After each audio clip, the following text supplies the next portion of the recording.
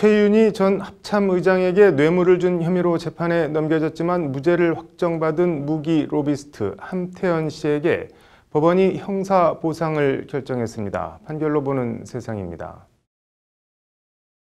무기 중개업체 대표였던 함태현 씨는 군 납품 과정에서 최윤희 전 의장 등 군 관계자 4명에게 2억 1,700만 원의 뇌물을 제공한 혐의로 재판에 넘겨졌습니다. 최 전 의장은 해군 참모총장 재임 시절인 지난 2012년 해상 작전 헬기 도입 추진 과정에 함 씨로부터 와일드캣 선정 청탁을 받고 시험 평가서를 허위로 작성한 혐의 등으로 기소됐습니다. 이 과정에 아들 사업자금 2천만 원을 함 씨에게서 받은 것과 관련해선 뇌물 혐의도 함께 받았습니다. 1심은 뇌물 혐의 등을 유죄로 판단해 함 씨에게는 징역 2년과 추징금 1,500만 원을 선고했습니다. 최 전 의장에 대해선 공문서 작성은 무죄로 판단했지만 뇌물은 유죄를 인정해 징역 1년에 벌금 4천만 원과 추징금 500만 원을 선고했습니다. 그러나 항소심은 지난 2017년 1월 1심 유죄 판결을 깨고 함 씨와 최 전 의장에 대해 전부 무죄를 선고했습니다.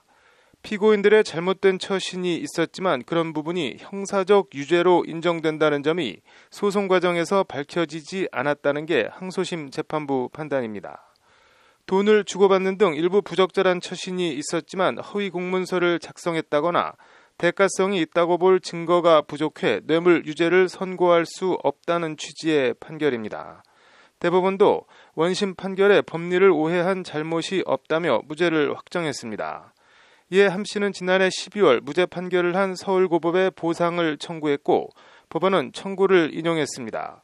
이에 서울고법 형사 11부 구자헌 부장판사는 함 씨에게 구금에 대한 보상으로 6천만 원을, 소송비용에 대한 보상으로 국가가 806만 원을 지급하라는 형사보상을 결정했다고 오늘 밝혔습니다.